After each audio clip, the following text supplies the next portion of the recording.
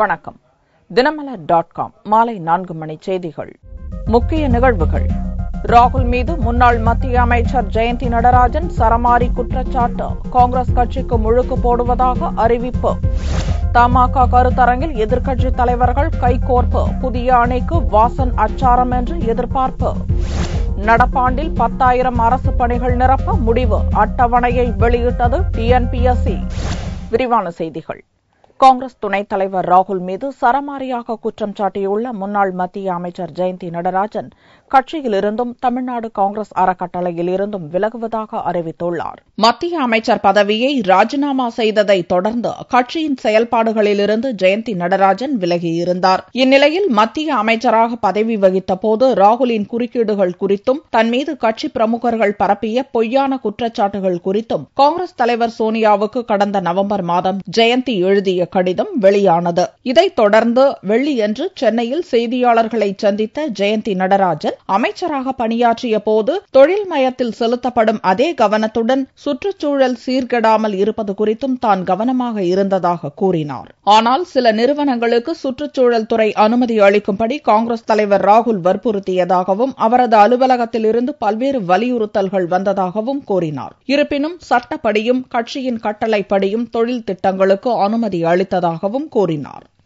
அவங்களுக்கு எழுதியிருக்கிற நான் இந்த கடிதாசியில் பார்த்தீங்கன்னா சில நேரங்கள்ல திரு ராகுல் காந்தி அவர்கள் எனக்கு பல பேர் அவருக்கு எழுதின கடிதாசி, பொது தொண்டு நிறுவனங்கள் எழுதின கடிதாசி, சுற்றுப்புற சூழல் பாதிப்பு, பல பெரிய நிறுவனங்கள் செய்யற இடத்துல சுற்றுப்புற சூழல் பாதிப்பு நடக்கிற இடத்துல அவருக்கு கம்ப்ளைண்ட் அமைச்சிருந்ததை எனக்கு ஃபார்வர்ட் பண்ணி இதெல்லாம் எப்படியாவது நிறுத்தணும் அப்படிங்கிற அளவுக்கு எனக்கு சொன்னாரு.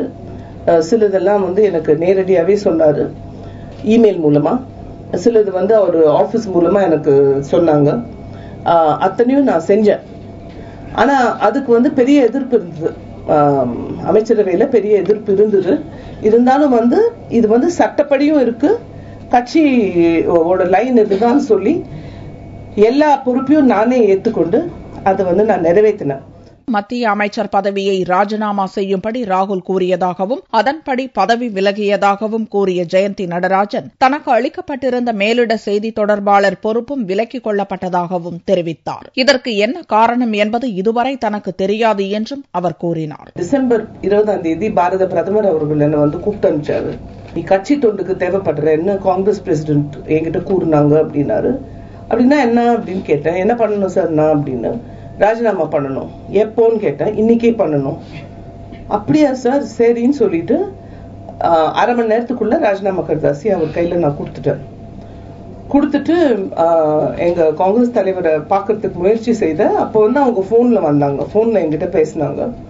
போன்ல சொன்னாங்க, ஆமா நீ கட்சி வேலைக்கு தேவைப்படுற, பிரைம் மினிஸ்டர் சொல்ற மாதிரியே நீ செய்யன்னு சொன்னாங்க.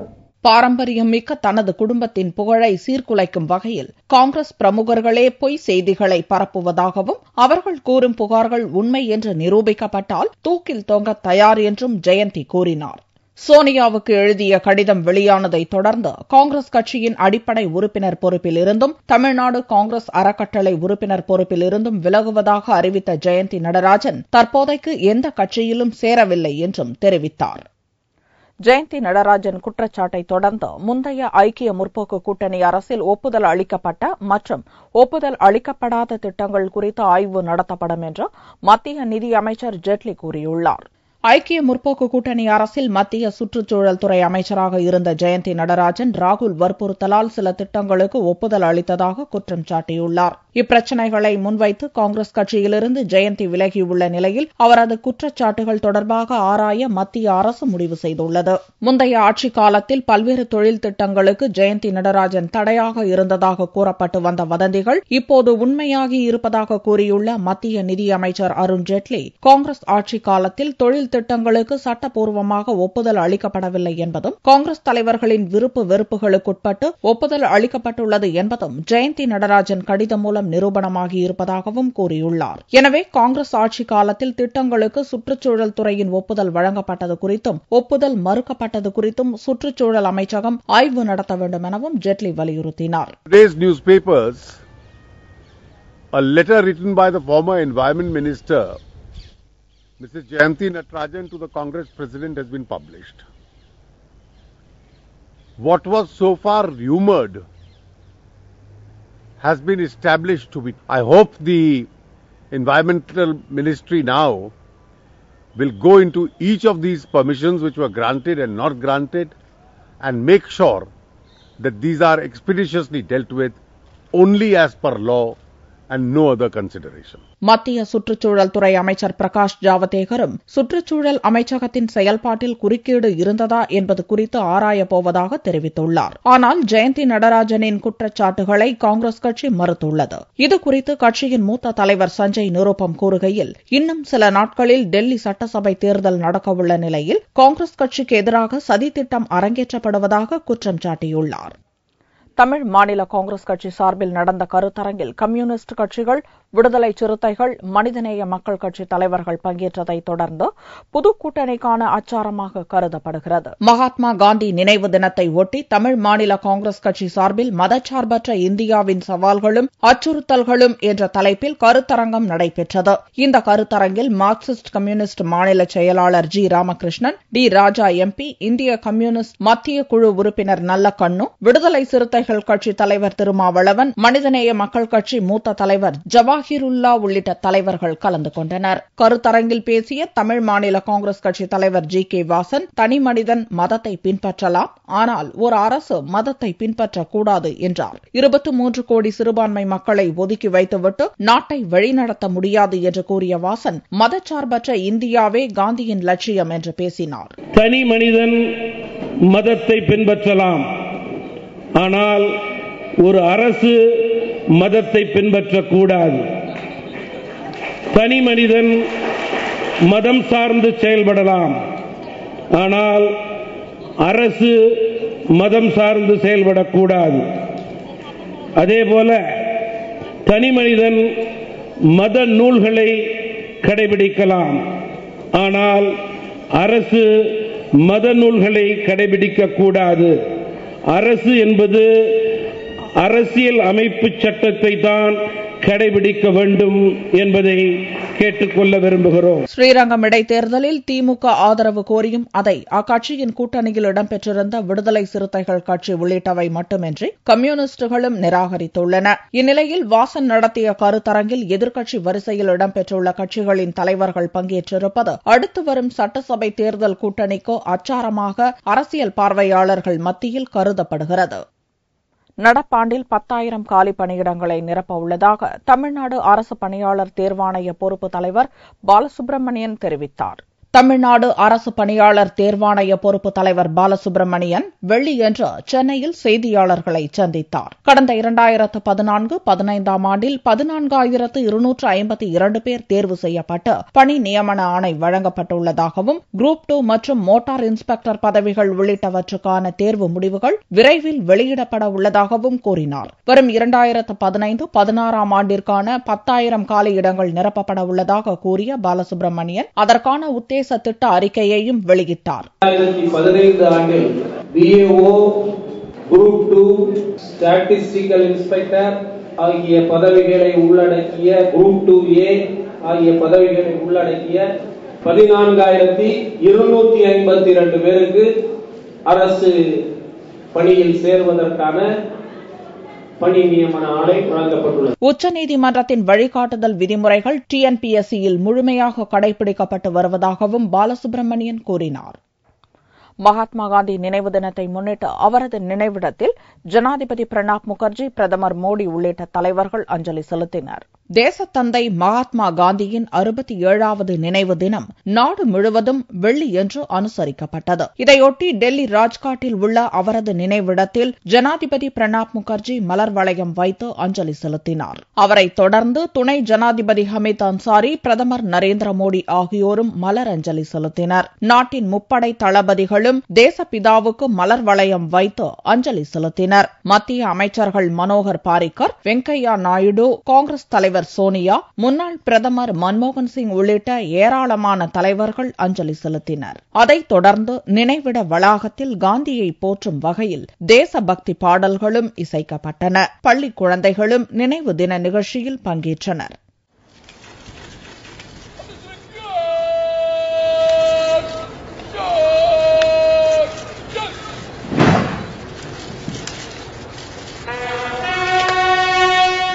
பிரதமர் மோடி ட்விட்டர் மூலமும் காந்திக்கு புகழஞ்சலி செலுத்தினார். தியாகிகள் தினத்தில் நாட்டுக்காக உயிரை தியாகம் செய்த அனைத்து தியாகிகளுக்கும் அஞ்சலி செலுத்துவதாகவும் மோடி ட்விட்டரில் தெரிவித்துள்ளார். காஷ்மீர் எல்லையில் உள்ள இந்திய நிலைகள் மீது பாகிஸ்தான் ராணுவம் அத்துமீறி தாக்குதல் நடத்தியதில் ஒரு பெண் உட்பட 3 காயமடைந்தனர். காஷ்மீர் மாநிலம் ஜம்மு மாவட்டத்தில் உள்ள அர்னியா செக்டாரில் அமைந்துள்ள இந்திய ராணுவ முகாம்கள் மீது வியாழனன்று இரவு 9 மணியளவில் பாகிஸ்தான் ராணுவத்தினர் திடீர் தாக்குதலை துவங்கினர். இந்திய எல்லை பாதுகாப்பு படையினர் தக்க பதிலடி கொடுத்தனர். பாகிஸ்தான் வீரர்கள் நடத்திய தாக்குதலில் எல்லையோர கிராமத்தைச் சேர்ந்த ஒரு பெண் உள்ளிட்ட 3 குண்டு காயம் ஏற்பட்டது. இதேபோல ஆர்எஸ்புரா செக்டாரில் உள்ள இந்திய நிலைகள் மீதும் பாகிஸ்தான் வீரர்கள் தாக்கினர். இதனால் இருதரப்பு ராணுவத்துக்கும் இடையில் நடந்த துப்பாக்கி சண்டை விட்டு தொடர்ந்து நடந்தது. வெள்ளியன்றும் காலையிலும் சண்டை நீடித்ததால் எல்லையோர கிராமங்களில் வசிக்கும் மக்கள் அச்சமடைந்துள்ளனர். கடைசியாக ஜனவரி 27ஆம் தேதி அர்னியா செக்டாரில் உள்ள இந்திய நிலைகளை பாகிஸ்தானிய வீரர்கள் தாக்கினர். அமெரிக்க அதிபர் ஒபாமா டெல்லிக்கு வருகை தந்த 25ஆம் தேதியன்றும் காஷ்மீரில் பாகிஸ்தானிய ராணுவத்தினர் போர் நிறுத்த விதிமீறல்களில் ஈடுபட்டனர். நெல்லை அருகே அரசு பேருந்தும் லாரியும் நேருக்கு நேர் மோதிக்கொண்டதில் 2 டிரைவர்கள் உட்பட 4 பேர் பலியாயினர். நெல்லை மாவட்டம் தென்காசியிலிருந்து நெல்லை நோக்கி அரசு பேருந்து ஒன்று வந்தது. ஆலங்குளத்தை அடுத்துள்ள மாராந்தை என்ற இடத்தில் பேருந்து வந்தபோது நெல்லையிலிருந்து வந்த டிப்பர் லாரி மீது நேருக்கு நேர் மோதியது. இந்த விபத்தில் ஓட்டுநர்கள் பொன் சண்முகக்குமார், மகேஷ், பயணிகள் புனிதா மற்றும் வள்ளியம்மாள் ஆகிய 4 பேர் சம்பவ இடத்திலேயே பரிதாபமாக உயிரிழந்தனர். படுகாயமடைந்தவர்களை போலீசாரும் பொதுமக்களும் மீட்டு சிகிச்சைக்காக நெல்லை மருத்துவமனைக்கு அனுப்பி வைத்தனர். ஒரு பெரிய ஆக்சிடென்ட் நடந்திருக்கு. அதுக்கு காரணம் இந்த ரோடு மோசமா இருக்குது, ரோட்டு ஓரத்துல பக்கத்துல மரங்கள் இருக்குது மற்றும் பஸ் ரொம்ப வேகமா வரதான் காரணம். ஒரு பஸ்ஸுக்குன்னு ஒரு எல்லை வகுத்துட்டு அவங்க ஊருக்குள்ள வரும்போது ஒரு ஸ்பீடை குறைச்சு கண்ட்ரோலா வரணும். இந்த மாதிரி போனா இந்த மாதிரி நிறைய உயிரிழப்பு தான் ஏற்படும். ஸ்பீடை குறைச்சு வண்டி ஓட்டுங்க, ஊருக்குள்ள வரும்போது பார்த்து வாங்க, இல்ல ஸ்பீட் பிரேக் வைங்க. எங்க ஊருக்கு இந்த மாதிரி நிறைய ஆக்சிடென்ட் இந்த மாதிரி இந்த இடத்துல நிறைய நடந்திருக்கு. விபத்து குறித்து மாராந்தை போலீசார் வழக்கு பதிவு செய்து விசாரணை நடத்தி வருகின்றனர். திருச்சியில் நடந்த வாகன சோதனையில் உரிய ஆவணங்கள் இல்லாமல் கொண்டுவரப்பட்ட 5 லட்சம் ரூபாய் பணத்தை தேர்தல் பறக்கும் படை அதிகாரிகள் பறிமுதல் செய்தனர். வரும் 13ஆம் தேதி திருச்சி ஸ்ரீரங்கம் சட்டசபை தொகுதியில் இடைத்தேர்தல் நடக்கிறது. பணப்பட்டுவாடாவை தடுக்க மாவட்டம் முழுவதும் தீவிர வாகன தணிக்கை நடத்தப்படுகிறது. திருச்சி கொள்ளிடம் சோதனை சாவடியில் தேர்தல் பறக்கும் படை அதிகாரிகள் திடீர் சோதனை நடத்தினர். அப்போது பைக்கில் வந்த முசீர் முகமது என்பவரிடம் உரிய ஆவணங்கள் இன்றி 5 லட்சம் ரூபாய் பணம் இருந்தது கண்டுபிடிக்கப்பட்டது. பணத்தை பறிமுதல் செய்த அதிகாரிகள் தேர்தல் அலுவலர் மனோகரன் மற்றும் உதவி அலுவலர் காதர் மொய்தீன் ஆகியோரிடம் ஒப்படைத்தனர். கொள்ளிடம் செக் போஸ்ட் அருகில் வாகன தணிக்கை செய்து கொண்டிருந்த பொழுது 2 வீலரில் வரப்பட்ட ஒரு சந்தேகத்துக்குமான வாகனத்தை நிறுத்தி சோதனை செய்த பொழுது அதில் எந்தவித ஆதாரமும் இல்லாத ரூபாய் 5 லட்சம் இருந்தது. அதனால் தேர்தல் நன்னடத்தை விதிகளின்படி அந்த பணம் எதற்காக கொண்டு போவது என்ற சந்தேகத்தின் அடிப்படையில் பரிசோதனை செய்வதற்காக வட்டாட்சியர்களும் கொண்டு வரப்பட்டது. உரிய ஆவணங்களை சமர்ப்பிக்காததால் நசீரிடம் பறிமுதல் செய்யப்பட்ட பணத்தை அதிகாரிகள் மாவட்ட கருவூலத்தில் ஒப்படைத்தனர்.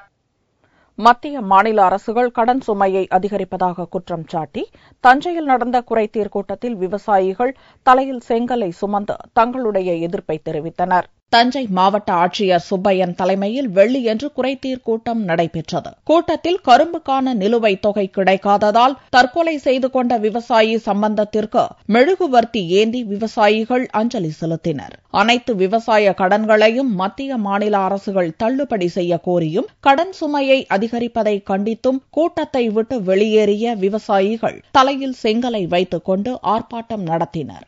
மத்திய அரசு விவசாய கடனை முழுவதை தள்ளுபடி செய், விவசாய கடனை முழுவதை தள்ளுபடி செய்.